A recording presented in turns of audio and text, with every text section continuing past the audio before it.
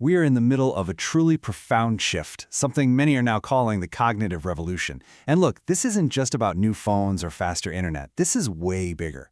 We're talking about an era where artificial intelligence isn't just a tool, but a partner in the very act of thinking. To really get a handle on where we're going, it helps to look back at where we've been. I mean, humanity has been shaped by these huge, world-changing shifts, right? The agricultural revolution changed us from nomads into farmers. The industrial revolution gave us machines and cities. Then, the digital revolution connected billions of us in an instant. Each one completely remade our world.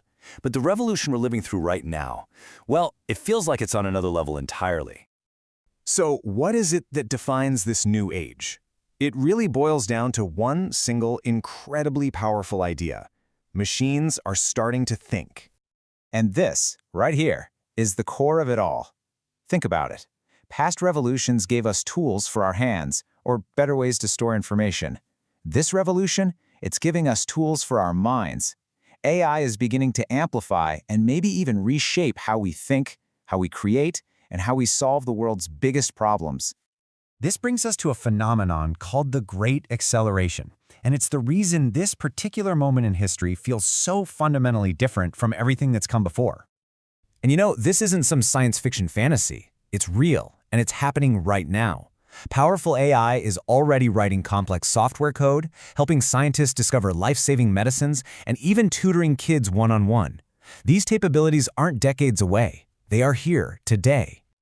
The engine that's driving this incredible speed is a concept called recursive AI. And this is a total game changer. We're talking about intelligence that can actually improve itself.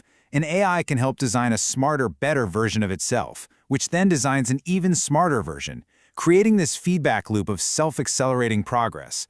We've just never built anything like this before. Just let this sink in for a second. It's a powerful analogy from Ozzer Raskin and Tristan Harris.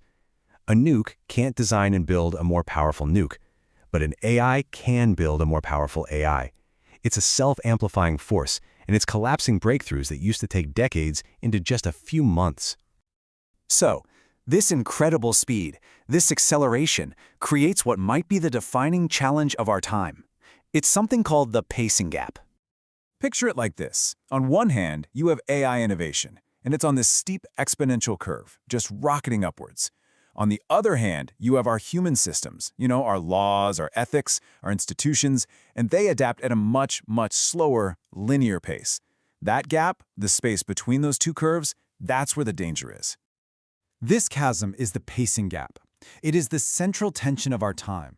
How do we possibly govern a technology that's evolving faster than we can even understand it, let alone debate and regulate it? Answering that question might just be the most important task we face this century. So, how do we navigate this? What do we do? Well, the solution isn't to try and compete with machines at their own game. We'll lose. The real strategy is to steer them by doubling down on the very things that make us uniquely human. The whole focus has to shift. Instead of asking, how can we work faster than an AI? We really need to start asking, what are the human capabilities that AI can't replicate? It's all about elevating our own distinct advantages. And we can break this down into 4 key pillars. First, we need systems thinking to see all the ripple effects. Second, emotional intelligence to hold on to empathy and build trust. Third, strategic foresight so we can anticipate what might be coming. And finally, anticipatory governance, which means building the guardrails before a crisis hits, not after the fact. And this all brings us to what is probably the most critical takeaway of all. This future isn't something that's just going to happen to us. In this story, we're the ones holding the pen. This is not some tidal wave that we're powerless to stop. Not at all. The cognitive revolution is a journey that we are all riding together. The direction it takes depends entirely on the choices we are all making right now. And I'm talking about the big decisions we're facing today.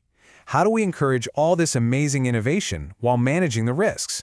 How do we make sure the benefits of AI are shared by everyone and don't just make inequality worse? And maybe the biggest one of all? How do we embed our human values, our ethics, into the very code of these powerful new systems?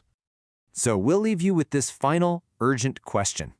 In this new era, where intelligence is no longer an exclusively human thing, what kind of world do we truly want to create together? The answer? Well, that's up to all of us.